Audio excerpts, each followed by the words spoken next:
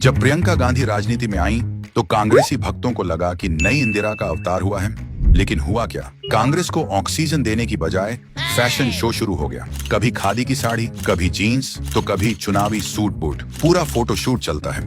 ये वही कांग्रेस है जो मोदी के कपड़ों पर तंज कसती थी, लेकिन खुद प्रियंका गांधी का फैशन सर्कस 24 घंटे 7 दिन लाइव रहता है। लेकिन मानना पड़ेगा, इनका आत्मविश्वास गजब का है। दिल्ली में 0 सीट लाने के बाद आम आदमी होता तो 4 दिन घर से बाहर ना निकलता, लेकिन मैडम अगले ही दिन ब्रांडेड सूट पहनकर फोटो खिंचवा रही थी।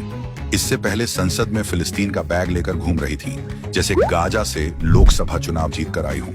गरीबों की मसीहा या सिर्फ पब्लिसिटी क्वीन? प्रियंका गांधी के गरीब प्रेम का हाल देखिए। चुनाव से पहले खेतों में धान रोपती हैं, सड़क पर रिक्शे के पेंच कसती हैं, खादी की साड़ी पहनकर खुद को जनता की बेटी बताती हैं। लेकिन चुनाव खत्म होते ही राजस्थान के रणथंभौर के महंगे रिजॉर्ट में शाही जन्मदिन मनाती हैं। दिल्ली का सरकारी बंगला खाली करने को कहा तो गुड़गांव के पॉश डीएलएफ अरालिया सोसाइटी में सेट हो गई। अब बताइए, आम आदमी के लिए ये सब करना मुमकिन है? लेकिन मैडम को अपने गांधी सरनेम की वजह से सब कुछ थाली में परोसा मिला है। दूसरी राजनीति में 0, लेकिन शाही ठाट बाट में हीरो।